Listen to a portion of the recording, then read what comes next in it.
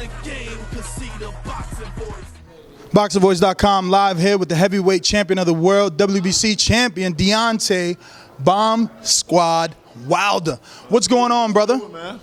Not much, man. Just enjoying all the festivities that's going on here at the Barclays Center. Looking at a couple of undercards, fights, and enjoying myself. Man, just enjoying myself from the peoples that's dealing with boxing, my team, and my family, man. Well, not only has it been your year with 2 successful defenses, but it's been the year of the heavyweights. A lot of heavyweight fights, a lot of gears being moved, and you right away took to social media and you let everyone know that you were still #1 heavyweight, even though Tyson Fury just successfully took the titles away from Vladimir Klitschko. What was your thoughts on that performance with Tyson Fury and Vladimir Klitschko? Man, like I said before, I just thought it was a Dancing with the Star episode. It was a boring fight. When they go back and look at the fight, they're gonna say the same thing. When you look for a heavyweight title bout, you look for excitement. You're looking for somebody to get knocked out. If not get knocked out, they're gonna bang it out. Somebody's gonna get hurt. And in that fight, you saw a lot of movement. You saw a lot of dancing, less punches. It's when you have a champion that's been doing his thing for a decade or so, and in one round he only throw 2 punches, it's not going to be a good fight, But at the end of the day, like I said, whether you have an ugly win or a good, pretty win, a win is a win, and we have to congratulate the guy that won. That was Tyson Fury. Well, do you give Fury a little more credit just because of the level of opposition? Vladimir Klitschko, like you said, being such a dominant heavyweight for so long, you got to do sometimes what you got to do to get that W. Most definitely. Like I said, ugly win, pretty win, it's a win. So, who we blame for that fight? Do we blame Fury or Klitschko? Of course we're going to blame Klitschko. He's the more experienced guy. He should have known what to do in situations like that. But I feel that he's been fighting so many small guys that he only converted to what he's used to, small guys, somebody he can lean on, or he can clinch to get him out of trouble when he get tired. I still feel the guy has stamina problems, yet alone, when he get touched clean, not being able to take punches. He has histories for that until Manuel Stewart came into his life and his career and actually saved his career. I think he got away from that teaching, of Manuel Stewart, but that's what it is. That was a terrible fight, and I'm almost tired of talking about it, though. Well, it was a style that you yourself used in the Bermane-Stavern fight. Now, everyone is calling him a masterclass boxer because of this performance and the way that he outclassed Vladimir Klitschko. But that's something that you showed in the Stavern fight. You were able to show that you can jab, you can use the ring, and you don't have to just go out there and slug, even though you gave the entertainment. How do you think a fight between you and Fury would match up, being as though that both of you guys are kind of boxer-minded, even though you're obviously, you got that bomb squad punch? Yeah, I don't see how people would call that as a master style boxing when you don't throw no punches. You barely throw any punches, more dancing than me, than any punches. But me and him battling together, you definitely gonna see a lot of punches thrown. That's what I do. If people look back into my title fight, even when I fought Stavern, I displayed a lot of punches. Even on my accuracy, throughout all my title fights, I haven't been in the 50+ range. My last one was 56% accuracy.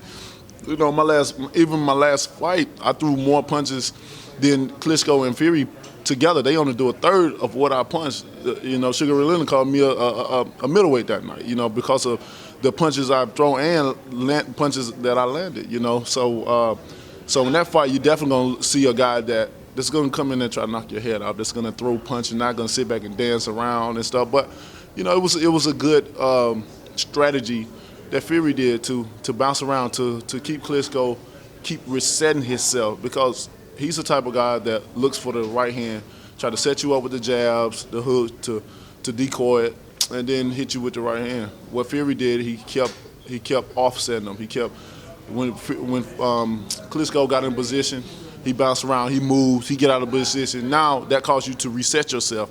Now when you reset yourself, you had to set up that you had to set the whole thing up again. You may not see the same look that you saw just a few minutes ago. And that was a good planning on his behalf, or if he wasn't playing, that was a good strategy he did to not get hit. So, but I can't wait. You know, I'm looking forward to next year.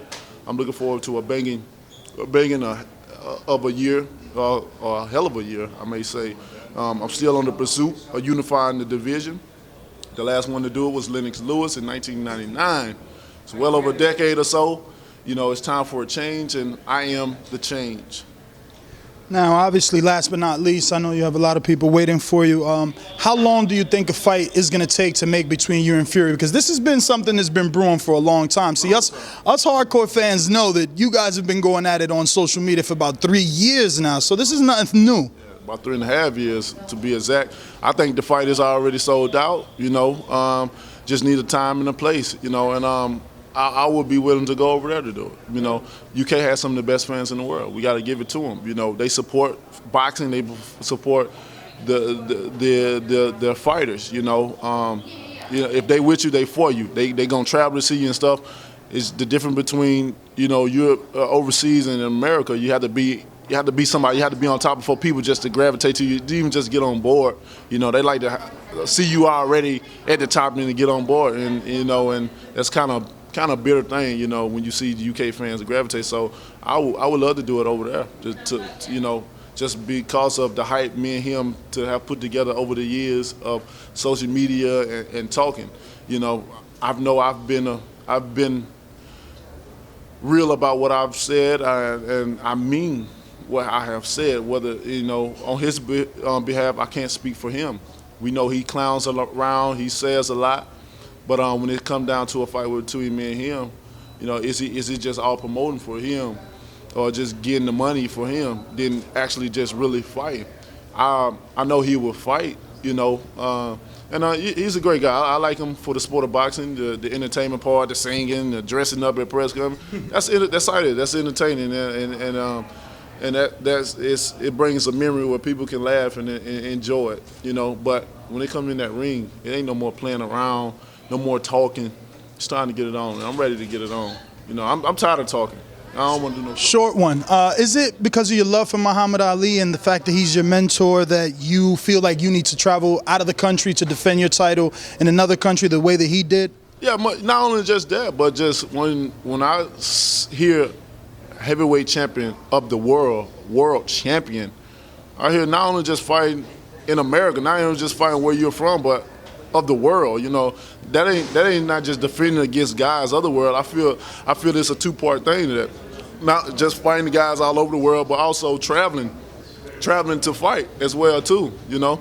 So I love to travel, and I feel that the Olympics prepare me to travel to different places, even places I'm not comfortable with, you know. I like a challenge, and sometimes I like to be in the enemy's territory, an arena full of other countrymen beside myself, and they rooting against me. You know, they even more allow me to want to whoop that ass even more, you know. So and then bring that belt back home. It may be a long trip there, but it's going to be an enjoyable long trip coming back, because I'm coming back with something. I came empty-handed, but I came back with some hardware to add to the collection that I already have. Thank you very much. All right, thank you.